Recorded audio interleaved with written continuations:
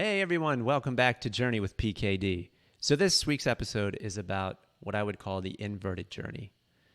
Last week, in the previous episode, I mentioned how something felt right in regard to the storytelling with Superman when he rolls back his eyes and he draws from a different source, the sun, and then he's able to fly. He shoots up. And there's a lot in there that resonates with me as just a human being looking to expand and grow. And I mentioned that there was something correct about that. Well, that begs a very interesting question. If there's something correct about storytelling, if there's something people are getting right with storytelling, can there be something that people are getting wrong? Can you do the journey, in a sense, incorrectly? And the answer is yes, very much so. Another word for that we might call is propaganda, or taking something and twisting it, inverting it, and perverting it. Storytelling is a very powerful tool, as I mentioned previously as well. It's a technology, one that we have to really dive into the human condition in a way unlike any other avenue we have to explore. We have this incredible way to tell stories through myths and metaphors, to touch in some very, very deep unconscious layers of our existence as well, as I mentioned with archetypes and Carl Jung's work. And we have this tremendous access and ability to be multidimensional and multi-layered, and to observe other people go through problems and to see what would be correct and right and true. And so in inverting a journey, you can take qualities of a hero or heroine and twist them, change them, hijack them for your own selfish needs, for your own way you'd like to see the world. Now, I'm sure people might be saying, well, there's all sorts of ways to see the world, and that should be okay. And let art speak for itself. I would say, let freedom and truth ring true for you. There's no one way that something has to be. But if you look over time, there are reasons why stories have lasted thousands of years. Certain stories, and not all stories. There are reasons why classics even exist as classics. They are touching upon something, in my opinion, that is true, that is rooted in something very, very deeply connected with our struggle as humans and the human condition. One way to think about this is Jedi and Sith, to use a Star Wars example. You can say in the Jedi world that Jedis are growing up with Jedi stories and Sith are relating to Sith stories. But it's not like you want to relate to a Sith story. You can understand a Sith story without wanting to become Sith. In fact, the reason why these stories are in there, and this can go back to ancient Egypt with Osiris and Isis, etc., is you have this titanic struggle that's going on between good and evil. And if you twist too far, if you take something too far and you take something that is good, say like a Luke Skywalker, his essence, his DNA is something that is good, flawed though it may be and needing a lot of growth to occur in his journey. But you take something like that and you twist it and you hijack it and you make it something it's not, you try to change its DNA, its chromosomal structure, you end up messing with the fabric of not just the hero's story, but how people relate to heroes as well. Because if you do this enough time across multiple IPs, intellectual properties, Star Wars, Star Trek, Indiana Jones, Marvel, DC Comics, you start doing certain things to heroes, maybe demasculinizing men, maybe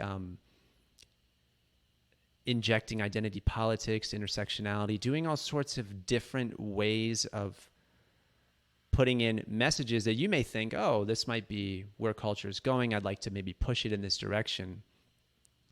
If you do that in so many different areas, you will see the decay of culture and society itself, which is very dangerous. As kids and even adults, we need touchstones. We need heroes to look up to. We need inspirations to draw from. And not only that, but they have to be somewhat shared. If it's all just in our minds and our heads and we have to create them and go about them in our rooms while we look at only certain stories that none of our friends are looking at either, we create a very disjointed structure. And that's because myth itself, storytelling itself, and the world of metaphors must be shared amongst everybody for it to develop a potent relatability between people across time, across cultures. And this is so important for our psyches as human beings struggling with the human condition, as well as progressing forward along with our condition and evolving natures. It's been said that storytellers, really good storytellers, take kind of ancient, old classical ideas and they just repackage them in creative, new, expressive ways. So there's an infinite amount of ways to draw from the same paint colors, if you will, or keys on a keyboard. It's not like you have to create new instruments, but the way you put together the notes, the way you can do things in interesting ways, that's true creativity. If your intention, however, is to go in and change, to be like, I'm going to do away with this instrument entirely, say the instrument being the human soul, and you want to put in your own thing and you think it's better than what's been there for thousands of years, then I think you run the dangerous risk, especially if you have a somewhat influential power to do so in big corporations that are responsible for the dispensation of these stories, then I think you're messing with some powerful things. Kids need stories and heroes to look up to. They need the attributes to connect to. They need friends to talk about it with. And it's very important that this was the goal and fulfillment of religious scripture and story. It's why the stories were so well known and often repeated and always revisited. And in a liturgical year, you have moments where you revisit certain parts of the story throughout the entire year. Easter, Lent, Advent, etc., Christmas. You relive the great drama of your religious faith. So is true in society and culture. And if we begin to mess with that, and you start to see it across the board, people disengage. This has happened to me personally, where there are certain films I would not see. There's been a long time I've checked out of even seeing movies or shows because I knew that there was a twisting of something, a perversion of something I didn't like at the outset, a certain messaging that was being forced. And that's sad to see, because if we disengage, we have to find on our own, like I mentioned, just being in our rooms and trying to find new ways to connect with the great stories. We start to lose a part of ourselves that's very, very important to not just our own growth and development, but for society at large.